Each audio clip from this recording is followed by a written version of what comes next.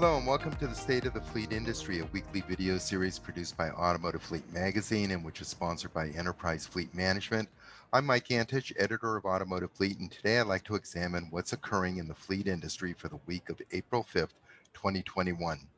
And as we all know, fleet is just one component of a larger automotive industry that is primarily dominated by retail sales. And the retail market continues to be extremely hot, but some of that market strength is based on comparisons with same time last year, namely March 2020, which, as we all know, was the onset of the pandemic that featured a shutdown of all dealerships, temporary closure of all North American assembly plants, and overall consumer hesitancy to go to dealerships out of fear of contracting the COVID-19 virus. But nonetheless, there does seem to be substance behind the retail market demand that's been occurring for the past several months. In fact, for this whole first quarter of 2021. Retail sales are up 9% from a year ago. And light trucks continue to drive the retail market as they do the commercial fleet market. And there's not only a strong demand for light duty trucks by retail buyers, but also for crossovers and SUVs.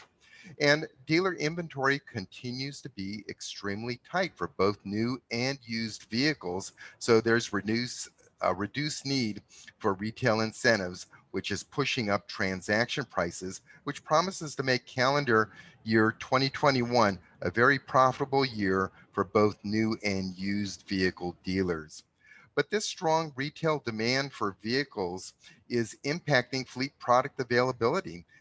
Dealers are clamoring for as much product as they can get their hands on, making an argument that retail sales have a much higher margin than those units that are sold to commercial fleets. Plus, many of the vehicles popular in the retail market are likewise in high demand by fleets, namely your light-duty pickup trucks. But despite these pressures from the retail market, commercial fleet sales were actually up 2% in March of 2021 compared to same time last year. And this increase was primarily driven by a 6% increase in fleet truck sales. But unfortunately, we can't say the same thing about the rest of the fleet industry, which continues to remain depressed in terms of overall fleet sales. Rental fleets sales are down 31% in the month of March 2021, primarily due to the stagnation of on-airport rentals. However, the leisure market rentals are showing signs of improvement. And likewise, government fleet sales are down 17% due to ongoing budget constraints at public sector agencies. So the commercial fleet market segment seems to be the one bright spot in terms of overall fleet sales. So let's take a deeper dive as to why commercial fleet sales are up and examine the fleet indicators behind this to get a better gauge of the overall state of the commercial fleet industry. And the fleet indicators that we're going to be examining are total miles driven per month, number of trips per fleet vehicle per month, and we're going to break that down by industry segment, and we're going to benchmark that against same time last year. And the data that we're going to be comparing and analyzing was gathered by Geotab, a telematics company that has partnered with Enterprise Fleet Management.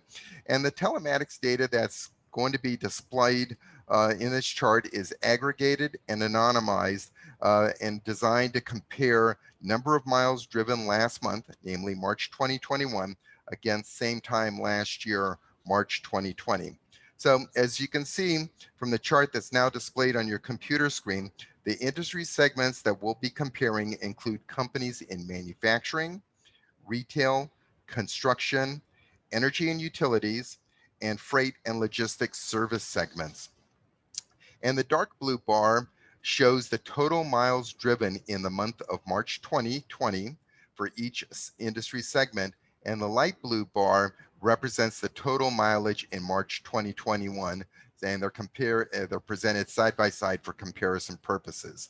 So the chart definitely shows an uptick in fleet activity in manufacturing, retail, and freight and logistics, while construction, surprisingly, and energy and utilities remain relatively flat.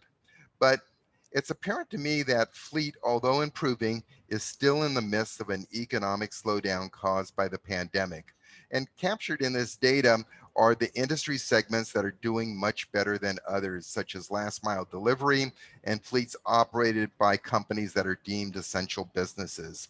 So while the fleet industry in total has improved since the start of the pandemic in March 2020, it still has a long way to go before the fleet industry reaches the pre-pandemic business activity, which last occurred in February 2020, the last month before the onset of the pandemic.